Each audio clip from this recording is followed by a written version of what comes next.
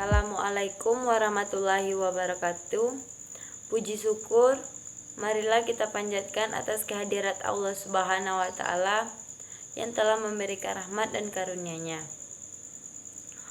Baiklah, kami selaku kelompok 9 akan menyampaikan sebuah materi yang beranggotakan yang pertama Raihan Magfira Elmin, yang kedua Yuni Anissa Putri, yang ketiga Yoki Yundika Saputra, yaitu pada mata kuliah Manajemen Sumber Daya Manusia tentang perencanaan karir, manajemen karir, dan pengembangan karir dengan dosen pengampu Bapak Muhammad Hendra SEMM. Perencanaan karir, manajemen karir, dan pengembangan karir. A. Pengertian. Ada beberapa hal yang akan dijelaskan. Yang pertama, karir merupakan kedudukan rangkaian pekerjaan dan posisi yang pernah diduduki oleh seseorang selama masa kerjanya. Yang kedua, perencanaan karir adalah suatu proses di mana individu dapat mengidentifikasi akan mengambil langkah-langkah untuk mencapai tujuan-tujuan karir. Yang ketiga, manajemen karir adalah proses pengelolaan dan perencanaan kegiatan seorang karyawan untuk meningkatkan perkembangan karir yang lebih baik. 4. Pengembangan karir dapat diartikan sebagai kegiatan kepegawaian guna membantu para pegawai merencanakan karir di masa depan di tempat mereka bekerja. Jadi, dapat disimpulkan bahwa pengelolaan karir penting bagi karyawan dan organisasi itu sendiri. Bagi karyawan, pengelolaan karir menjadi motivasi dalam bekerja dan mengembangkan diri. Sedangkan bagi organisasi, manajemen karir akan membantu merencanakan kebutuhan sumber daya manusia untuk masa yang akan datang. B. Tujuan perencanaan karir. Ada beberapa hal, yaitu membantu dalam pencapaian tujuan individu. Yang kedua, menunjukkan hubungan kesejahteraan pegawai. Yang ketiga, membantu pegawai mengidentifikasi kemampuan potensi mereka. Yang keempat, memperkuat hubungan antara pegawai dan perusahaan. Yang kelima, bukti tanggung jawab sosial. Yang keenam, membantu memperkuat pelaksanaan program-program perusahaan. Yang ketujuh, mengurangi turnover dan biaya kepegawaian. Yang kedelapan, mengurangi keusangan profesi dan manajerial. C. Pengembangan karir. Beberapa hal yang berkaitan dengan pengembangan karir. Yang pertama, prestasi kerja adalah usaha atau hasil yang dilakukan oleh seseorang dalam melaksanakan tugasnya dan tanggung jawabnya. Yang kedua, jaringan kerja adalah bagaimana seseorang mampu melaksanakan tugasnya baik dalam pekerjaan sendiri maupun bertim. Yang ketiga, yaitu pengundaran diri adalah pemberhentian dalam pekerjaan yang dilakukan oleh seseorang terhadap pekerjaannya. Yang keempat, yaitu kesetiaan terhadap organisasi adalah bagaimana loyalitas anggota terhadap organisasi tersebut. Yang kelima, pembimbing dan sponsor, yaitu dalam pekerjaan adanya seseorang pembimbing yang baik dan dalam penyampaian sponsor yang baik juga. D. Umpan peran balik terhadap pengembangan karir. Di sini dapat dijadikan tiga bagian. Yang pertama, untuk menjamin karyawan yang tidak berhasil menduduki suatu posisi yang diinginkan masih tetap berharga dan akan tetap dipertimbangkan lagi untuk promosi di waktu mendatang jika memenuhi syarat. Dan yang kedua, untuk menjelaskan kepada karyawan yang gagal mengapa mereka tidak terpilih. Sedangkan yang ketiga, untuk mengidentifikasi apa tindakan-tindakan pengembangan karir spesifik yang harus mereka laksanakan. Dan di sini ada hubungan antara perencanaan karir dan pengembangan karir. Yang pertama, pola perencanaan karir. Yang kedua, pengembangan karir. Yang ketiga, tujuan karir.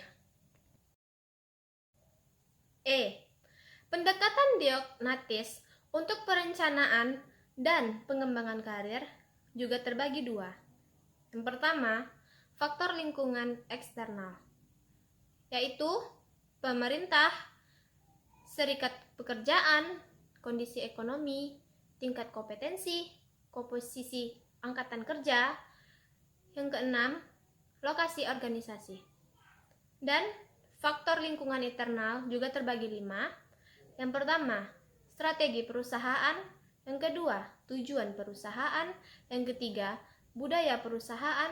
Yang keempat, sifat pekerjaan. Yang kelima, gaya kepemimpinan dan pengalaman. Karir tanpa batas. Karir tanpa batas dapat didefinisikan sebagai jika orang menentukan pilihan karir yang dilandasi oleh standar internal, seperti alasan pribadi atau keluarga, dan bukan peluang karir eksternal. Ada beberapa hal dalam karir tanpa batas, yaitu 1. Membangun komunikasi dua arah. Di dalam terdapat 3 hal, yaitu A. Keterlibatan yang melibatkan orang-orang dalam keputusan yang mempengaruhi dengan meminta input mereka dan mengizinkan mereka menyangkal manfaat dari ide-ide dan asumsi masing-masing. B. Penjelasan. Memastikan bahwa semuanya memahami mengapa keputusan akhir dibuat demikian dan tentang pemikiran yang mendasari keputusan itu. C. Kejelasan harapan, yaitu memastikan semuanya mengetahui semuanya dengan standar apa mereka akan nilai dan penalti untuk kegagalannya. Contoh pertama, program berbicara Toyota. Komunikasi ke atas menampilkan karyawan untuk mengeluarkan kekhawatiran mulai dari mesin jajanan otomatis yang tidak berfungsi sampai lapangan parkir yang tidak memiliki penerangan hingga manajer yang terlalu banyak menghabiskan uang departemen untuk bepergian. 2. Menekan keadilan dalam memberikan disiplin. Tujuan dari disiplin adalah untuk mendorong karyawan agar berkelakuan wajar saat bekerja, di mana wajar didefinisikan sebagai taat kepada aturan dan peraturan. Dalam kasus ini, keadilan berarti ada tiga hal yaitu aturan dan peraturan, sebuah sistem penalti progresif dan proses naik banding. Tujuan dari aturan adalah untuk memberitahu lebih dulu kepada para karyawan tentang perilaku apa yang dapat dan tidak dapat diterima. Sistem penalti progresif adalah pondasi kedua dari disiplin efektif. 3. Mengatur privasi karyawan. Pelanggaran privasi yang ditegakkan oleh pengadilan adalah gangguan pengawasan ruang loker dan kamar kecil, publikasi masalah pribadi, mengungkapkan catatan medis, dan memberikan nama seseorang karyawan atau sejenisnya dengan tujuan komersial, dan sebaiknya perusahaan terus menjaga akan privasi karyawan dengan aman. Mengatur pemecatan. Pemecatan adalah langkah disipliner yang paling drastis dan dapat diambil atas seseorang karyawan dan harus dilakukan sangat hati-hati. A. Dasar umum pemecatan. Pada dasarnya, perusahaan memecat karyawan untuk 4 alasan, yaitu prestasi yang tidak memuaskan, kelakuan yang tidak senonoh, kurangnya kualifikasi untuk pekerjaan itu, dan persyaratan yang berubah atau penghilangan dari pekerjaan itu. Karena jika karyawan memiliki salah satu dari alasan tersebut, akan membuat perusahaan tidak maju dan berkembang, namun akan membuat perusahaan lebih hancur lagi. B. Menghindari pemberitahuan yang salah. Pemberitahuan yang salah terjadi saat pemecatan seorang karyawan melanggar undang-undang atau kesepakatan kontraktual yang dinyatakan atau disyaratkan oleh perusahaan melalui formulir aplikasi pekerjaan, pedoman karyawan, atau janji-janji lainnya. C. Wawancara pemberhentian. Wawancara pemberhentian adalah wawancara di mana seseorang karyawan diberitahukan tentang kenyataan bahwa ia telah diberhentikan.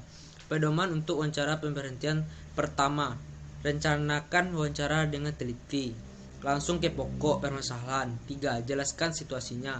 4. Dengarkanlah. 5. Tinjaulah semua elemen dari paket pesangon. 6. Kenalilah langkah berikutnya. D. Pemberhentian dan undang-undang penutupan tempat usaha. Undang-undang penutupan tempat usaha yaitu undang-undang pemberitahuan, penyesuaian, dan pelatihan ulang pekerja yang mengharuskan pemberitahu karyawan dalam peristiwa di mana seseorang pengusaha memutuskan untuk menutup tempat usaha. Sebuah pemberhentian sementara adalah suatu situasi di mana terdapat 3 kondisi, yaitu pertama, tidak ada pekerjaan lagi yang tersedia bagi karyawan. 2. Manajemen berharap bahwa situasi tanpa pekerja ini hanya sementara dan barangkali jangka pendek. 3. Manajemen bermaksud untuk memanggil lagi karyawan saat pekerjaan sambil kembali tersedia. Penyesuaian terhadap perampingan dan penembungan manajer. Perampingan adalah suatu proses pengurangan biasanya secara dramatis jumlah orang yang dipekerjakan oleh sebuah perusahaan. Beberapa pedoman untuk menerapkan sebuah pengurangan tenaga kerja adalah sebagai berikut. Pertama, kenalilah tujuan dan pembatasannya. 2. Bentuklah sebuah kelompok perampingan. 3. Bahaslah permasalahan hukumnya. 4. Tindakan pasca implementasi. Itulah hasil dari materi kami.